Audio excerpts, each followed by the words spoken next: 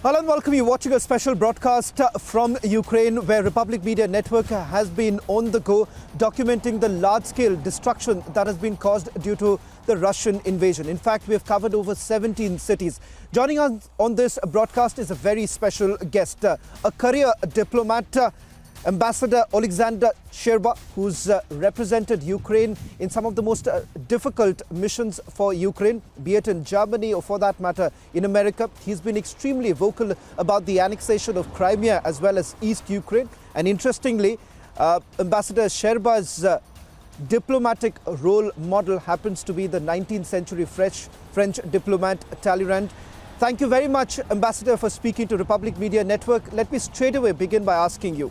You are still in Kiev. Latest satellite imagery indicates that the Russian convoy of armored vehicles has closed in right now. What's your assessment of the situation? Well, my assessment is that Putin's army is heavily behind the schedule and getting their butts kicked all over Ukraine.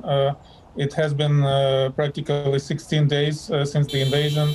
Only one big city in Ukraine is more or less under Russian control. They are trying to encircle Kyiv. They are failing to encircle Kyiv simply because they don't have the manpower and because Ukrainians are fighting as fearless as it can get. And Russians, on the other hand, don't know what they are doing on this land that doesn't want them here. Ambassador Sherba, can I then ask you, just about 24 hours ago, a lot has been spoken about the press conference of Russian Foreign Minister Sergei Lavrov, where he's talking about that no maternity hospital was targeted in Mariupol. He also goes on to say that much of Ukraine's diplomacy is full of fluff, minus any substance. You are a diplomat, someone who's considered to be very close to the administration. How do you look at the kind of responses that have come in from the Russian foreign minister? Well, what Russian foreign minister is doing is anything but diplomacy. Diplomacy is all about finding a compromise, a middle ground. And Russian foreign minister, after 16 days or 15 days of basically stalling in Ukraine and being incapable to gain any big city, had the audacity to come to Antalya and to demand basically the capitulation of Ukraine. It just what's the middle ground between freedom and unfreedom? What is the middle ground of existing and non-existing? And the conditions, Russia's conditions are Ukraine should cease to exist, basically. It's like, imagine in India, someone would pop up on your streets with tanks and weapons and would say, from now on, you are not a free and democratic country. You are just my zone of influence. And on the other hand, he demands Ukraine to disarm, to give up freedom to join any alliances, and of course, the so-called denazification, which is their euphemism for, killing as many Ukrainians as possible. So this is not diplomacy. This is just audacity. This is just an insult. And and these are lies because the whole world saw what they did to this maternity hospital in Mariupol. And just to say, no, we are not attacking Ukraine. No, we are not attacking civilians. It's beyond imaginable. It's beyond Nazi propaganda. It's beyond anything that ever was spread in points of lies in this world. Ambassador, I would also like to take this opportunity to tell you that as one of the few global media networks, we have been traveling across Ukrainian cities. Of the 21, we have already covered 17 cities documenting the large-scale destruction that has been caused because of the invasion.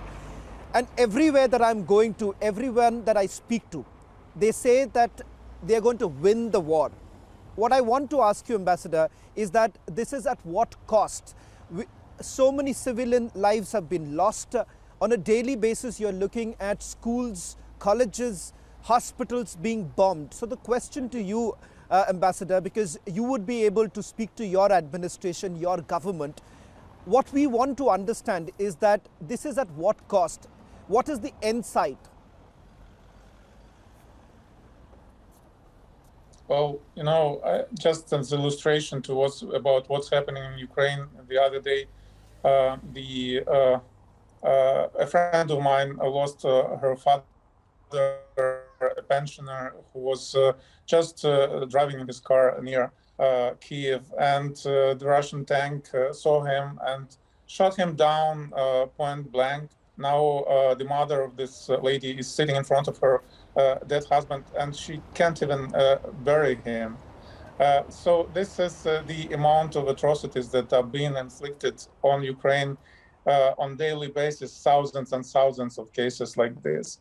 So nevertheless, I never heard from anyone from my circle, from people online, that we should give up our freedom and our territory. We can. There is a room of play, for instance, and President Zelenskyy indicated it already with regard to Ukraine's membership to NATO. There is room for movement with regard to neutrality of Ukraine, but as long as they are demanding basically for Ukraine to cease to exist as a free and democratic nation, the war will go on, and it won't be because of our stubbornness. It will be because of Russia's ruthlessness. Ambassador, allow me to follow up to what you are basically indicating. In some of your previous interviews that I've read and I've gone through, you've basically indicated that Ukraine today is willing to, if there is any sort of compromise, then that would be of a neutral status. Could you elaborate a little bit? What is it that Ukraine is now willing to offer? We have heard your president saying that he is no longer interested in a NATO membership. Could you elaborate, where does Ukraine stand right now? What is it that you would like to tell the Russians? No, I was just quoting sources from presidential administration, presidential advisor Zhovko, who said that if there are real and not hypothetical guarantees of security, then Ukraine might be able to discuss the idea of neutrality. Although, quite frankly, we were neutral, we were block-free when we got attacked by Russia in 2014. So this idea is very difficult to sell in today's Ukraine, which is very resilient and very angry. But you see who is interested in peace and who isn't. We are discussing even the most difficult ideas for us. And Russia is just repeating the same insults over and over again. So I think in the end you should be asking Russia what Russia is ready to bring to the table, and not Ukraine, because Ukraine has brought to the table enough suffering and enough readiness for a compromise.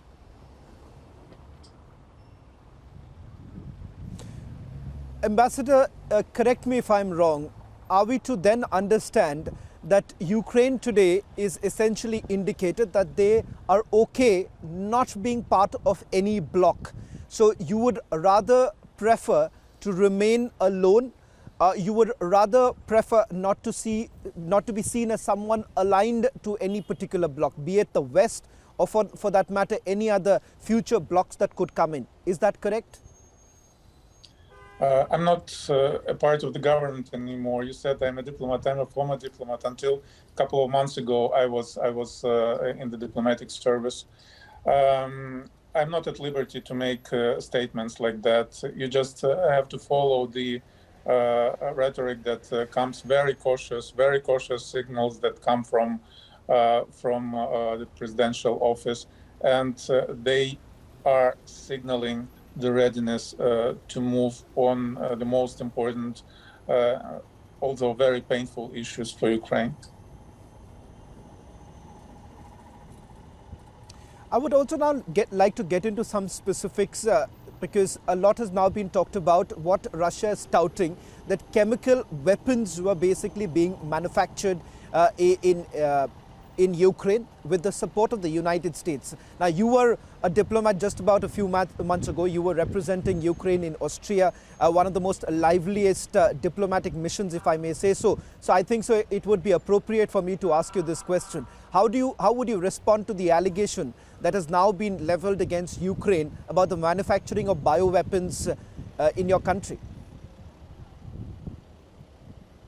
These are the people who are claiming that Ukraine is beset by Nazism. These are people who are claiming that Ukraine is aching to be liberated by Russians. These are professional and verified liars you are quoting. And I urge you not to quote the so-called Ministry of Defense of Russia, because everything they're saying, it's amazingly, blatantly an insult to truth, and this idea that Ukraine would somehow infect birds that are flying, migrating through Russian territory, so that the Russian population would be somehow inflicted. It's just, I mean, it's a fable for Hollywood comedy. You know what they're saying.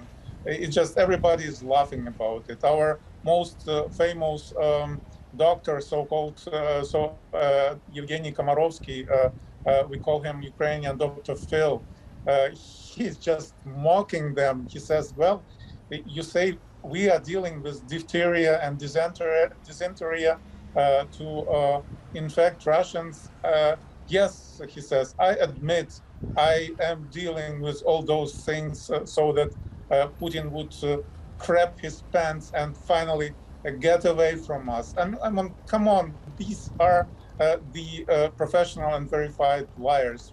There is only one reaction to what they're saying, and it's anger and it's laughter. Ambassador, since our journalism is grounded, we believe in amplifying the voices that we hear on the ground. And as I was been telling you, that we've been here for over 15 days, covered 17 cities, spoken to a cross-section of people. And the sentiment that I have come across among the people here in Ukraine is that not enough is being done by the West right now. While your administration is hedging their bets on the West, your skies haven't really been closed, and that's the reason why aerial bombardment is taking places. While the global community is just focusing on Kiev, I can tell you I have traveled to the northern part of Ukraine, to places like Malin, and we have seen the large-scale destruction that's still taking place. So the question that I want to ask you is that, is your administration hedging their bets a little too much on the West? Because there seems to be some sort of a discontentment on the ground right now, because people are also tired. They do not want this war. They're saying we want peace, but we want the world to come together, open their eyes right now, close the sky. So if the West is not really acceding to your demand, what is it that you would like to do right now in order to prevent the loss of lives? Well, we are not hitching our wagon band to anyone. We are just appealing to the people of goodwill to support us, and to the people who value democracy and freedom. As it happens, the EU, the United States, countries like India are free and democratic. So we do hope that the support and at least the understanding would come from you guys. Other than that, we understand that nobody can fight this war instead of us. We are faced with the most formidable, one of the most formidable armies in the world, and we are kicking their butts because we are resolved and we are resilient, and it's our land. It's very frustrating sometimes, of course, to see how scared some countries of the world appear to be facing this conflict and facing this unprovoked war. including the United States sometimes, including the EU. But quite frankly, I had never illusions about the level of courage that the West would produce in a situation like that. The West has been living an illusion for decades, and the illusion was everything can be solved through diplomacy. Everything is better than a war. And then the maniac like Putin comes to the stage and he throws caution to the wind and he starts a war like this. And neither diplomacy nor the readiness to talk seem to be a solution here. Only being strong, standing together. This is what Ukraine is doing right now. This is what the West is at least moving towards right now, albeit a little bit slow. I agree with you. One final question, Ambassador, before I let you go. Do you think time has come that perhaps a third-party intervention is required? Perhaps a larger role can be played by countries like India or, for that matter, China. Do you believe that Ukraine would be open to the idea of a third-party intervention? Because somewhere down the line, it looks like otherwise both the countries would be at loggerheads, lives would be lost, and perhaps this battle that is being between the West and Russia would just continue, and perhaps only innocent Ukrainians are going to lose their lives because of this battle between Russia and the West. It's not a battle between Russia and the West. It's a battle between Russia and Ukraine. The West, you have seen the position of the West. They are very scared. They are unprepared for this. So that's why, Ambassador. Sorry to interrupt you. Sorry to interrupt you, but that's why I was asking you this question. Do you believe that it is time for a third-party intervention? Perhaps a country like China or a country like India can play a larger role in mediating between both the countries? India can play a huge role here because the whole strategy of Russia is, yes, we will lose the West, but we will still have the huge Indian market. We will have this huge support from China. And if the players like China and India, at least behind the scenes, indicate to Kremlin, please stop with this insanity. You're hurting yourself. You're hurting the world. You're hurting us by doing what you do. And this leads nowhere. It would be enormous. So I'm not saying about, mediating. There are enough mediation offers between Ukraine and Russia so far. And the problem wasn't the lack of mediators. The problem was the lack of goodwill on Russia's part. But behind the scenes, please, guys, very make it clear to Russia that you are not happy about what's happening and ask them to stop.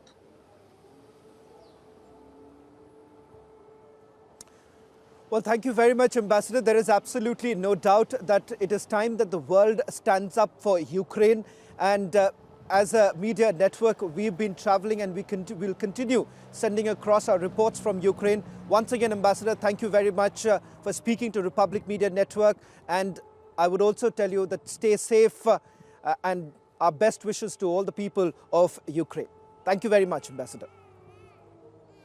You too. Thank you for being in Ukraine.